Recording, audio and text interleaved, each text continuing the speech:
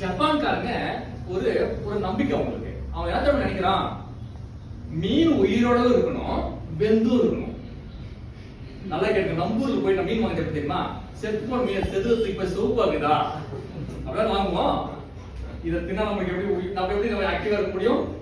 ஜப்பான்காரன் என்ன நினைக்கிறான், ஜப்பான்காரன் நினைக்கிறது என்னன்னா, நான் ஆக்டிவா இருக்கணும்னா மீன் உயிரோட இருக்கணும், வெந்து இருக்கணும்.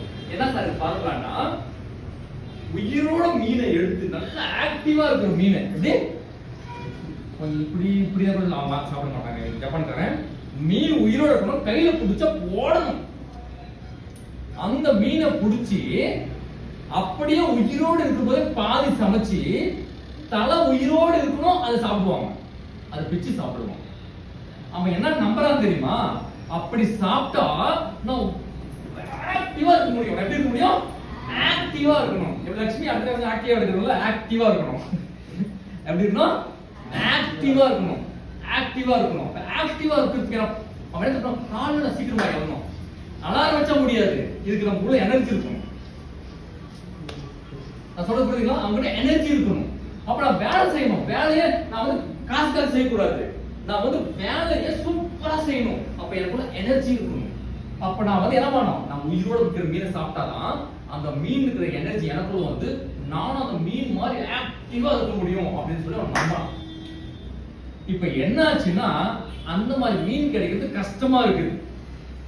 இதுக்கு அமெரிக்காக்காரன் ஒரு பிளான் பண்ணான், இந்த சப்பமூக்கக்காரனுக்கு மீன் பிடிச்சி கொடுத்தா நிறைய காசு சம்பாதிக்கலாம் அப்படின்னு. இப்ப என்ன தெரியுமா பிரச்சனை, இப்ப செத்து போன மீன் நம்புற 150 ரூபாய் கேஜின்னு வச்சுக்கலாம், உயிரோட அப்படியே ஆக்டிவ் வந்து 1500 ரூபாய், அப்படியே 10 மடங்கு லாபம்.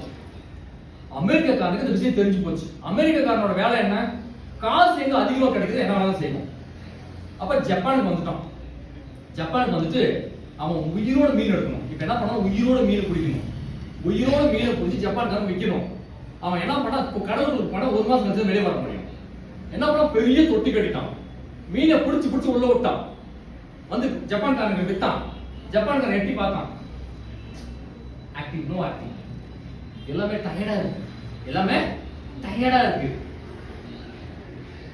150 ரூபாய் கேஜி மீன் 1500 ரூபாய் விற்கலாம். ஆனா இவனுக்கு எப்படி நம்ப வைக்கணுமே, என்ன பண்ணலாம்? அவன் அப்புறம் ஓடு பாரு வாங்கிக்கோ, ஓடு பாரு வாங்கிக்கோ. திஸ் இஸ் நாட் ஆக்டிவ், இன்னும் ஆக்டிவா வேணும் அப்படின்னா அமெரிக்காக்காரன் திங்க் பண்ண ஆரம்பிச்சான். இது ரியல் ஸ்டோரி.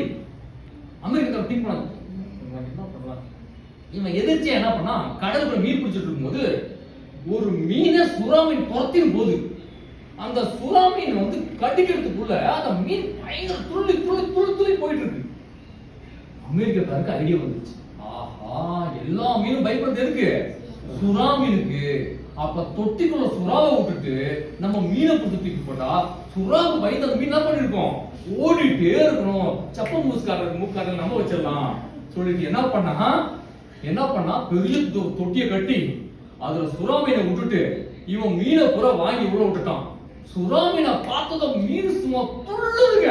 ஜப்பான்கார எட்டி பார்த்தா வெரி குட், இந்த 1500 ரூபாய் கேஜி வச்சுக்கோ. வாங்கி தின்னுட்டான், வாங்கி தின்னுட்டான். புரியுதா? இதுல என்ன புரிஞ்சுக்கிறீங்க நீங்க? வாழ்க்கையில பிரஷர் இல்லைன்னா ஓட மாட்டேன். உனக்கு என்ன இருக்கணும், பிரஷர் இருக்கணும். என்ன இருக்கணும், பிரஷர் இருக்கணும். உனக்கு பின்னாடி ஒரு சுறாமீன் இருந்தா நீ என்ன எப்படி ஓடுவ? இங்க யாசர் பாசஸ் வாங்க மாட்டான், யாசர்